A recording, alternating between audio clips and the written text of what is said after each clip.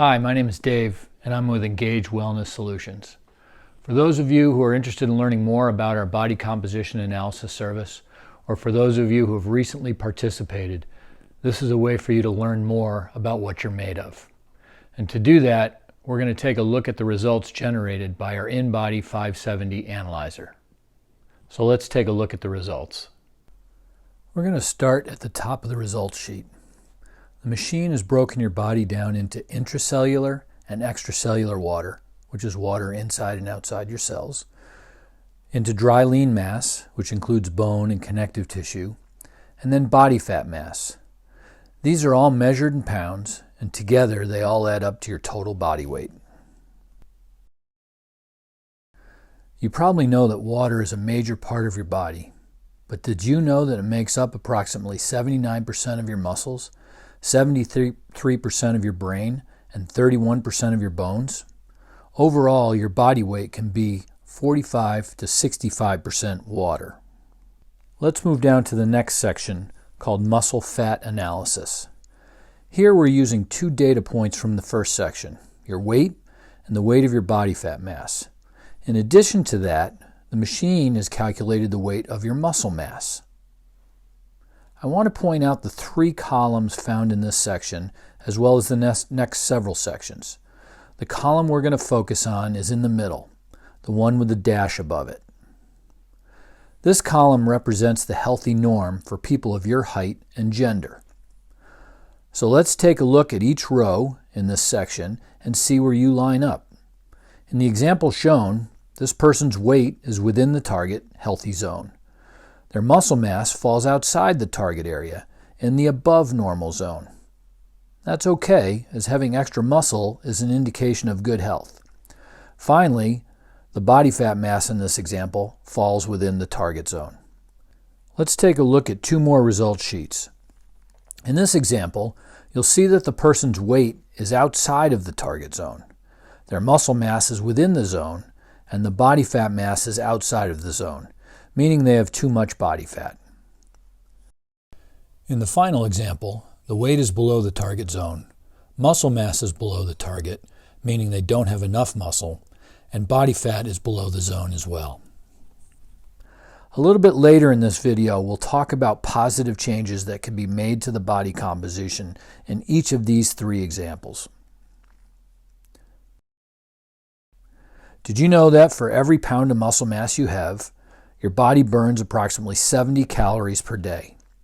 If you increase your muscle mass, you'll increase your metabolism, which means you'll increase the number of calories your body burns. The next section is called Obesity Analysis.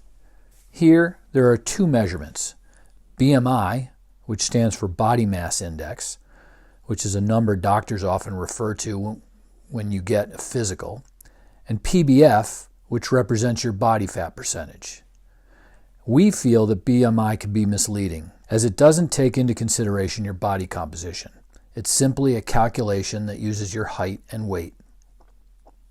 Body fat percentage, on the other hand, is a better indicator of a health risk, so let's focus on that. Notice that we have the same target zone as the section before. So what's a good percentage? For women, a body fat percentage between 18 and 28% is ideal. For men, it's between 10 and 20%. The simple message is, if your body fat percentage falls in the target zone or below the target zone, not too much below, you have little or no health risk. If it falls above the zone, your risk is increased. Ultimately, if you want to make a positive change to your body fat percentage, you need to focus on losing body fat. Did you know that two people with the same height and weight have the same BMI?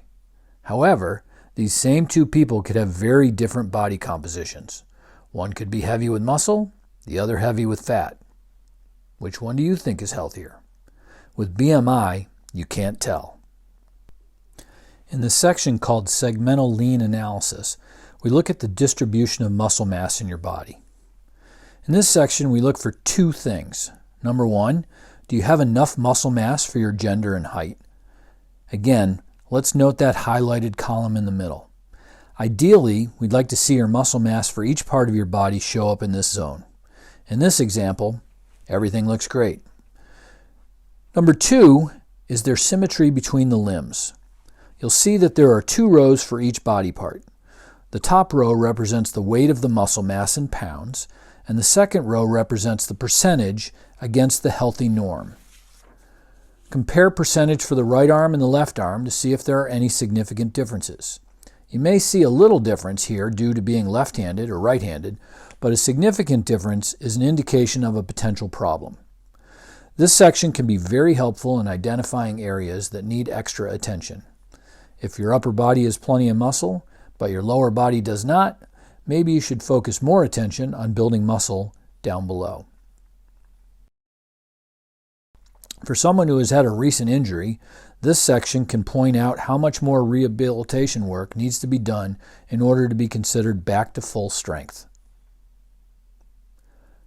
The next section, ECW over TBW, represents the water balance in your body. As with the previous sections, the middle column represents the healthy norm for someone of your height and gender. In the example shown, the ratio falls in the target zone. Had the ratio shown up in the above normal zone, it would be an indication of inflammation or swelling in the body. In short, your body is holding on to too much water for some reason. If the ratio falls below the normal range, it might be an indication of poor hydration.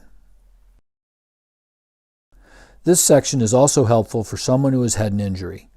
If there's still swelling in the body, it would show up here and be an indication that the injury is still in the healing process. Body composition history, the last section on the bottom of the page, includes the most recent tests you've taken. This is a great way to monitor progress over time. The first things I like to look at are changes in muscle mass, or SMM, and body fat percentage. If muscle mass remains the same or increases, and body fat percentage remains the same or decreases, it means positive changes are being made to your overall composition. Don't get caught staring at a scale. Consider this. If you drop 2 pounds of body fat and increase your muscle mass by 2 pounds, your weight didn't change, but you made a very positive change to your body composition. Let's move over to the right-hand column of the results sheet. I like to start in the middle, move up the page. Visceral fat is the first thing we'll look at. You may not be familiar with the term visceral fat. It's the fat surrounding organs in and around the abdomen. It's the bad fat. It's fat that prevents your organs from working as efficiently as they should. The goal is to have your visceral fat level to be at a level 10 or below. People with a level 10 or below have a 50% less chance of developing diseases like heart disease, high blood pressure, and diabetes.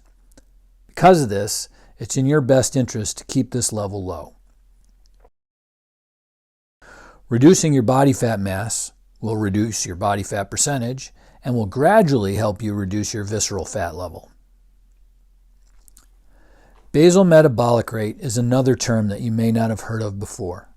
This represents the number of calories your body burns at rest. Think about it this way. If you lay in bed all day, this is how many calories your body would burn. Now obviously you're more active than that, so your body will burn more calories. Your BMR is unique to you and is directly related to the amount of muscle mass you have. As your muscle mass increases, your metabolism increases, and ultimately your BMR will increase. Many people talk about a low-calorie diet. If people don't take in enough calories, your body starts burning muscle instead of fat. Segmental fat analysis is the next section. Earlier, we showed you how muscle is distributed on the body and in the segmental lean analysis section.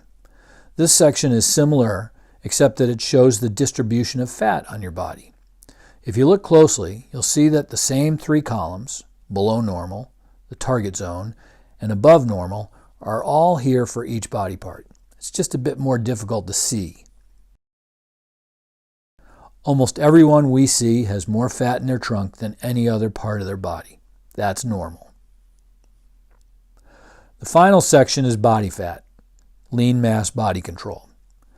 Think of this as a prescription for positive changes you can make to your body composition. Let's look at a couple of examples. In this first example, the prescription is essentially saying, whatever you're doing, keep doing it, as minimal change is suggested. In the second example, it's suggested that a reduction in body fat mass is in order. How did it come up with this number? Look back at the body fat mass measurement in the muscle fat analysis section. Reducing the weight of your body fat mass by the number prescribed will put you exactly in the center of the target zone. Finally, in the final example, you can see that adding muscle mass is suggested. Did you notice that the prescription never indicates what your weight should be? If you work on making the changes prescribed, your weight will automatically take care of itself. So that's a review of the results. We hope this helps you in your quest to make positive changes to your body composition. It's important to note that if you plan on making changes, we recommend you work with a qualified health coach, fitness trainer, or nutritionist. To learn more, visit our website at www.engage-ws.com or call us at 508-934-7971.